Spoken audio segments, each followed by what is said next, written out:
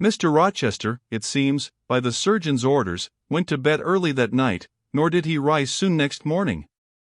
When he did come down, it was to attend to business. His agent and some of his tenants were arrived, and waiting to speak with him. Adele and I had now to vacate the library. It would be in daily requisition as a reception room for callers. A fire was lit in an apartment upstairs, and there I carried our books, and arranged it for the future schoolroom. I discerned in the course of the morning that Thornfield Hall was a changed place, no longer silent as a church. It echoed every hour or two to a knock at the door, or a clang of the bell. Steps, too, often traversed the hall, and new voices spoke in different keys below. A rill from the outer world was flowing through it. It had a master. For my part, I liked it better. Adele was not easy to teach that day. She could not apply. She kept running to the door and looking over the banisters to see if she could get a glimpse of Mr. Rochester. Then she coined pretexts to go downstairs, in order, as I shrewdly suspected, to visit the library, where I knew she was not wanted. Then, when I got a little angry, and made her sit still, she continued to talk incessantly of her ami, Monsieur Edouard Fairfax de Rochester, as she dubbed him. I had not before heard his praenomens, and to conjecture what presents he had brought her, for it appears he had intimated the night before, that when his luggage came from Millcote, there would be found amongst it a little box in whose contents she had an interest. C'est la doit signifier, said she, tu as aura la dedans un cadeau pour moi, and peut-être pour vous aussi, mademoiselle. Monsieur a parlé de vous, elle me demande le nom de ma gouvernante, et de elle n'était pas une petite personne, à 16 minutes et un peu pale. J'ai dit oui, car c'est vrai, n'est-ce pas, mademoiselle? I and my pupil dined as usual in Mrs. Fairfax's parlor. The afternoon was wild and snowy, and we passed it in the schoolroom.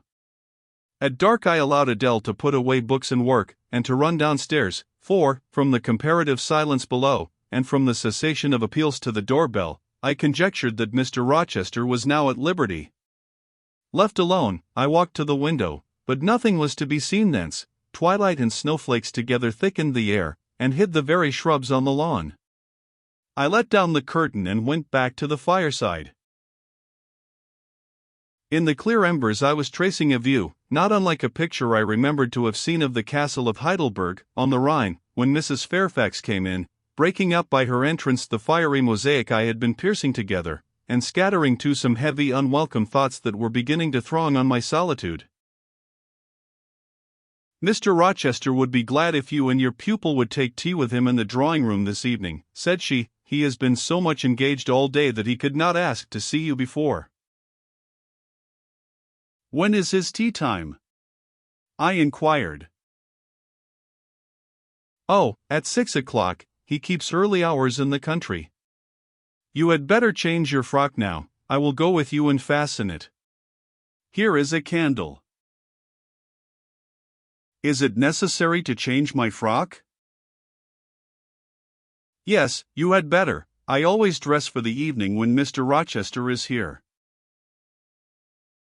This additional ceremony seemed somewhat stately. However, I repaired to my room, and, with Mrs. Fairfax's aid, replaced my black stuff dress by one of black silk, the best and the only additional one I had, except one of light grey, which, in my low-wood notions of the toilette, I thought too fine to be worn, except on first-rate occasions. You want a brooch, said Mrs. Fairfax. I had a single little pearl ornament which Miss Temple gave me as a parting keepsake. I put it on, and then we went downstairs. And used as I was to strangers, it was rather a trial to appear thus formally summoned in Mr. Rochester's presence. I let Mrs. Fairfax precede me into the dining-room, and kept in her shade as we crossed that apartment, and, passing the arch, whose curtain was now dropped, entered the elegant recess beyond. 2 wax candles stood lighted on the table, and 2 on the mantelpiece. Basking in the light and heat of a superb fire, lay Pilot. Adele knelt near him. Half reclined on a couch appeared Mr. Rochester, his foot supported by the cushion. He was looking at Adele and the dog. The fire shone full on his face. I knew my traveler with his broad and jetty eyebrows, his square forehead, made squarer by the horizontal sweep of his black hair. I recognized his decisive nose, more remarkable for character than beauty, his full nostrils, denoting, I thought, color, his grim mouth, chin, and jaw. Yes, all three were very grim, and no mistake. His shape, now divested of cloak, I perceived harmonized in squareness with his physiognomy. I suppose it was a good figure in the athletic sense of the term, broad-chested and thin-flanked, though neither tall nor graceful. Mr. Rochester must have been aware of the entrance of Mrs. Fairfax and myself, but it appeared he was not in the mood to notice us, for he never lifted his head as we approached. "Here is Miss Eyre, sir," said Mrs. Fairfax, in her quiet way. He bowed, still not taking his eyes from the group of the dog and child. "Let Miss Eyre be seated," said he, and there was something in the forced stiff bow, in the impatient yet formal tone, which seemed further to express, "What the deuce is it to me whether Miss Eyre be there or not? At this moment I am not disposed to accost her." I sat down quite disembarrassed. A reception of finished politeness would probably have confused me. I could not have returned or repaid it by answering grace and elegance on my part, but harsh caprice laid me under no obligation. On the contrary, a decent quiescence, under the freak of manner, gave me the advantage. Besides, the eccentricity of the proceeding was piquant. I felt interested to see how he would go on. He went on as a statue would, that is, he neither spoke nor moved. Mrs. Fairfax seemed to think it necessary that someone should be amiable, and she began to talk. Kindly, as usual, and, as usual, rather trite, she condoled with him on the pressure of business he had had all day, on the annoyance it must have been to him with that painful sprain. Then she commended his patience and perseverance in going through with it. "Madam, I should like some tea," was the sole rejoinder she got. She hastened to ring the bell, and when the tray came, she proceeded to arrange the cups, spoons, and with assiduous celerity. I and Adele went to the table, but the master did not leave his couch. "Will you hand Mr. Rochester's cup?" said Mrs. Fairfax to me. "Adele might perhaps spill it." I did as requested.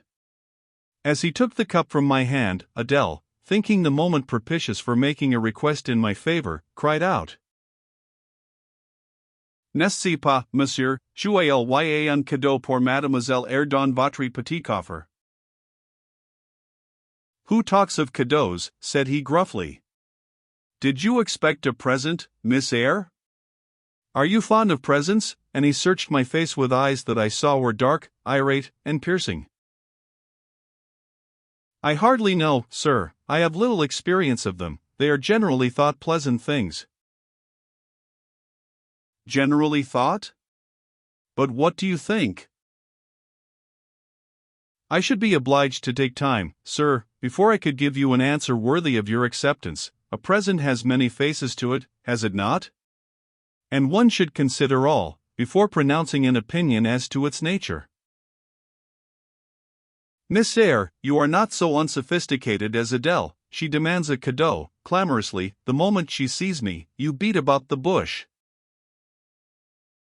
"Because I have less confidence in my deserts than Adele has. She can prefer the claim of old acquaintance, and the right to of custom, for she says you have always been in the habit of giving her playthings. But if I had to make out a case I should be puzzled, since I am a stranger, and have done nothing to entitle me to an acknowledgment." "Oh, don't fall back on over-modesty. I have examined Adele, and find you have taken great pains with her. She is not bright, she has no talents, yet in a short time she has made much improvement." "Sir, you have now given me my cadeau. I am obliged to you. It is the meed teachers most covet, praise of their pupils' progress." "Humph," said Mr. Rochester, and he took his tea in silence. "Come to the fire," said the master, when the tray was taken away, and Mrs. Fairfax had settled into a corner with her knitting, while Adele was leading me by the hand round the room, showing me the beautiful books and ornaments on the consoles and chiffoniers. We obeyed, as in duty bound. Adele wanted to take a seat on my knee, but she was ordered to amuse herself with Pilate. "You have been resident in my house 3 months?" "Yes, sir." And you came from? From Lowood School, in Shire. Ah. A charitable concern. How long were you there? 8 years. 8 years. You must be tenacious of life. I thought half the time in such a place would have done up any constitution. No wonder you have rather the look of another world. I marveled where you had got that sort of face.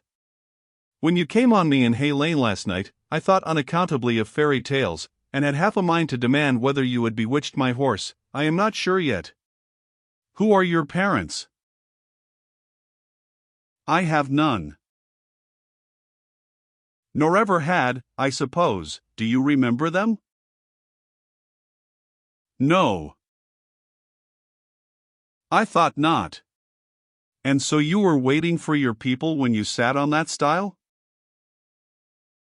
For whom, sir? For the men in green. It was a proper moonlight evening for them. Did I break through one of your rings, that you spread that damned ice on the causeway? I shook my head. The men in green all forsook England 100 years ago, said I, speaking as seriously as he had done. And not even in Hay Lane, or the fields about it, could you find a trace of them? I don't think either summer or harvest, or winter moon, will ever shine on their revels more. Mrs. Fairfax had dropped her knitting, and, with raised eyebrows, seemed wondering what sort of talk this was.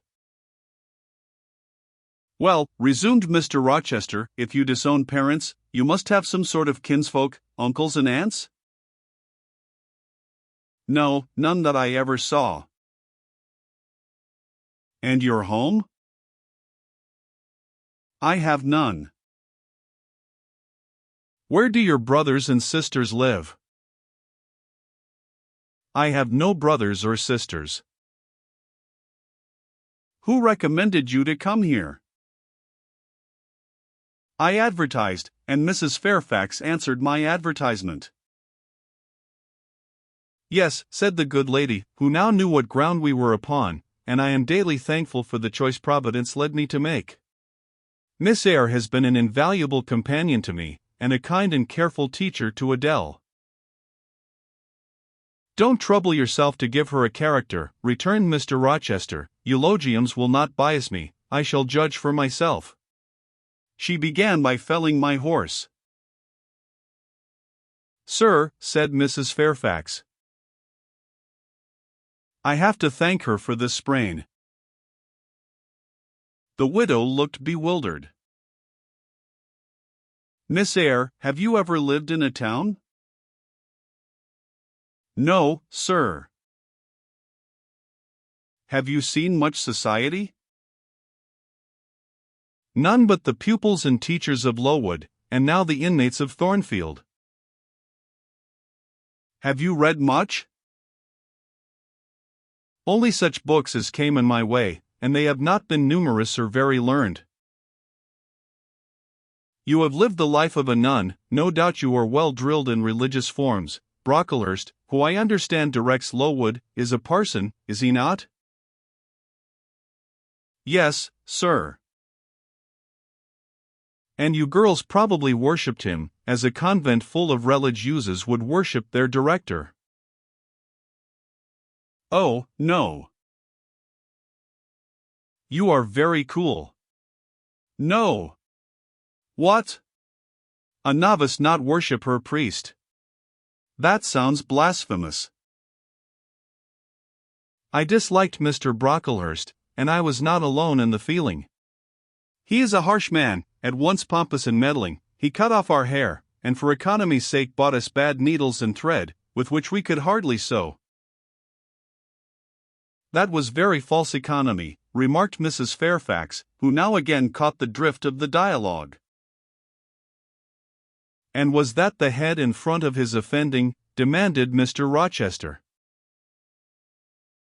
He starved us when he had the sole superintendence of the provision department, before the committee was appointed, and he bored us with long lectures once a week, and with evening readings from books of his own inditing, about sudden deaths and judgments, which made us afraid to go to bed. What age were you when you went to Lowood? About 10. And you stayed there 8 years. You are now, then, 18? I assented.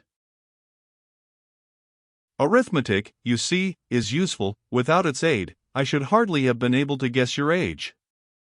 It is a point difficult to fix where the features and countenance are so much at variance as in your case. And now what did you learn at Lowood? Can you play? A little. Of course, that is the established answer.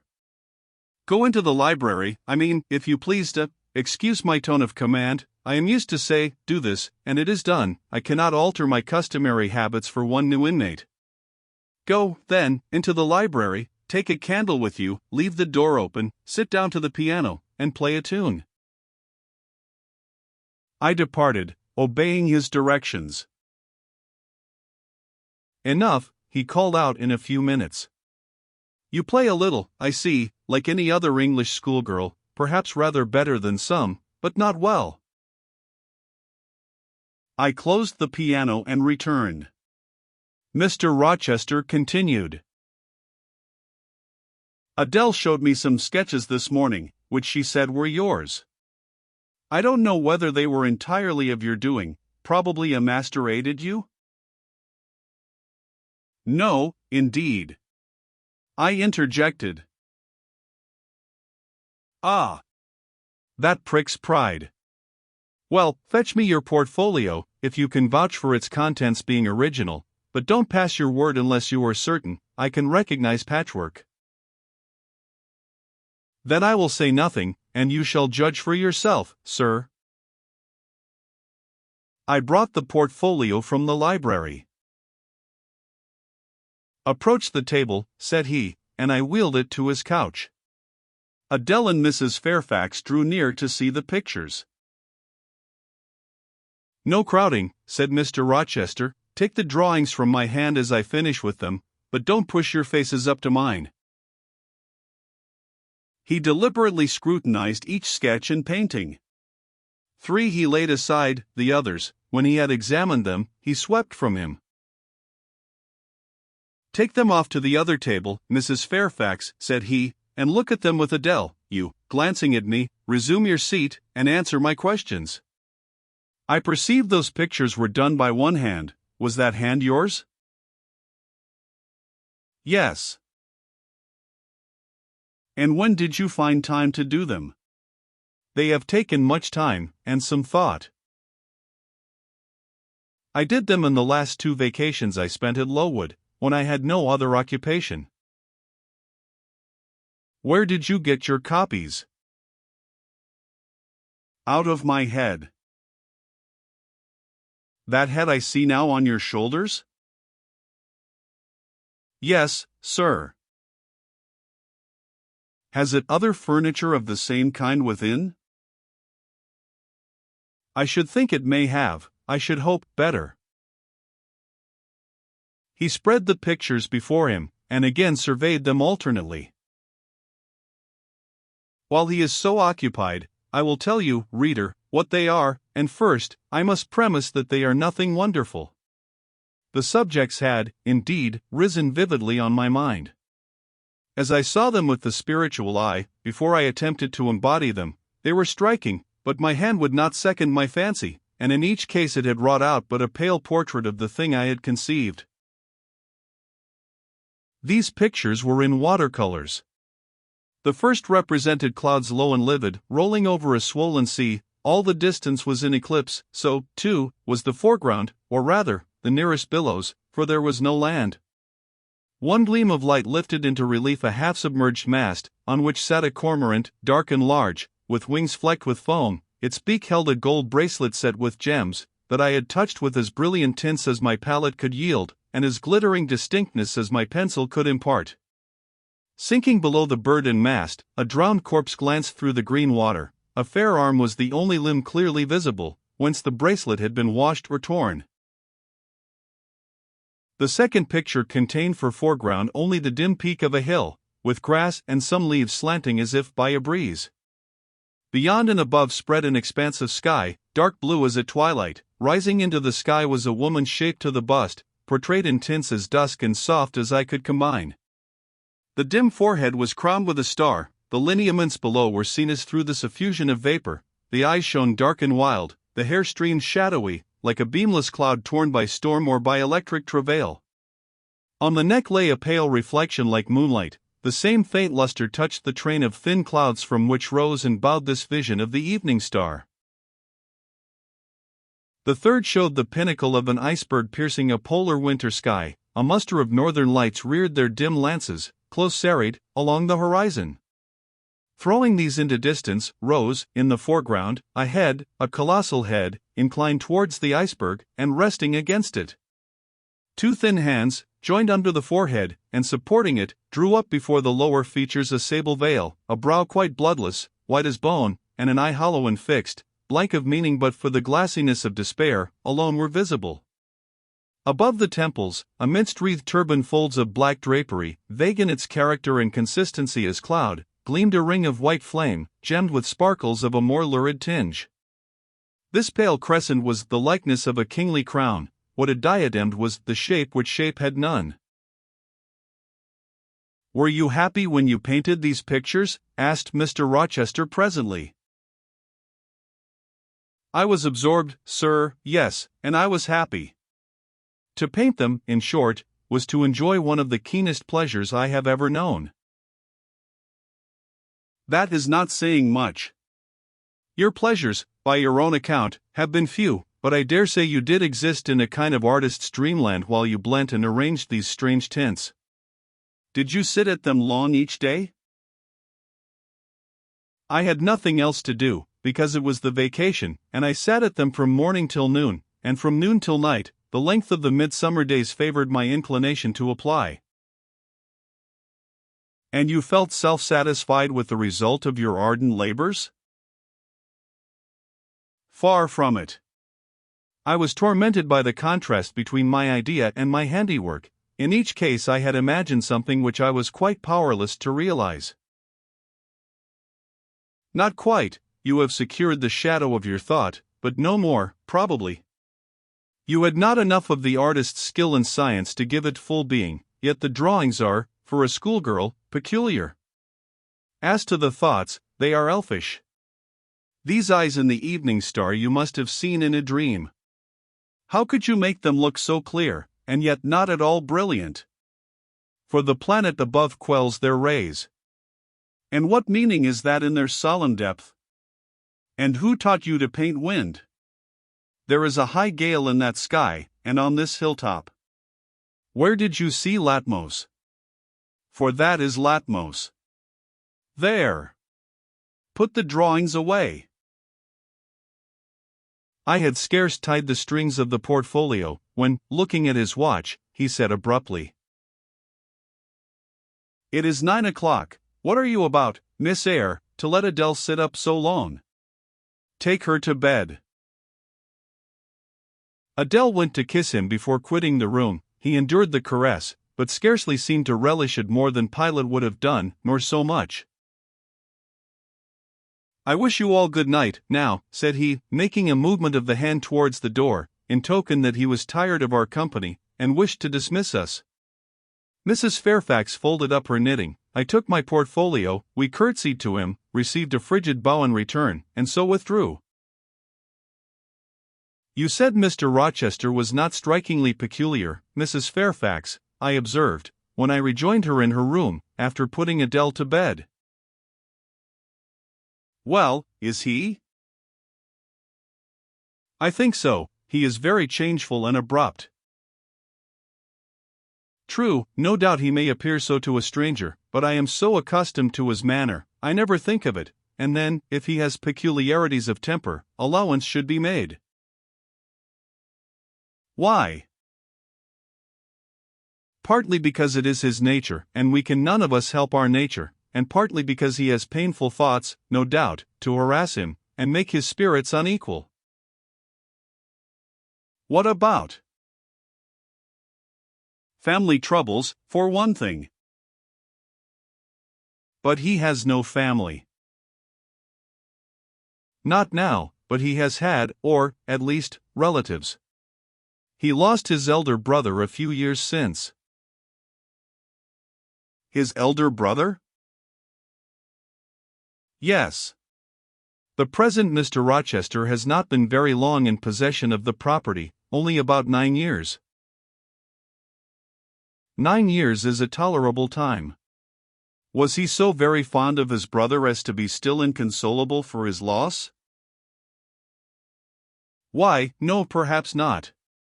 I believe there were some misunderstandings between them. Mr. Rowland Rochester was not quite just to Mr. Edward, and perhaps he prejudiced his father against him. The old gentleman was fond of money, and anxious to keep the family estate together. He did not like to diminish the property by division, and yet he was anxious that Mr. Edward should have wealth, too, to keep up the consequence of the name, and, soon after he was of age, some steps were taken that were not quite fair, and made a great deal of mischief. Old Mr. Rochester and Mr. Rowland combined to bring Mr. Edward into what he considered a painful position, for the sake of making his fortune. What the precise nature of that position was I never clearly knew, but his spirit could not brook what he had to suffer in it. He is not very forgiving, he broke with his family, and now for many years he has led an unsettled kind of life. I don't think he has ever been resident at Thornfield for a fortnight together, since the death of his brother without a will left him master of the estate, and, indeed, no wonder he shuns the old place. Why should he shun it? Perhaps he thinks it gloomy. The answer was evasive. I should have liked something clearer, but Mrs. Fairfax either could not, or would not, give me more explicit information of the origin and nature of Mr. Rochester's trials. She averred they were a mystery to herself, and that what she knew was chiefly from conjecture. It was evident, indeed, that she wished me to drop the subject, which I did accordingly.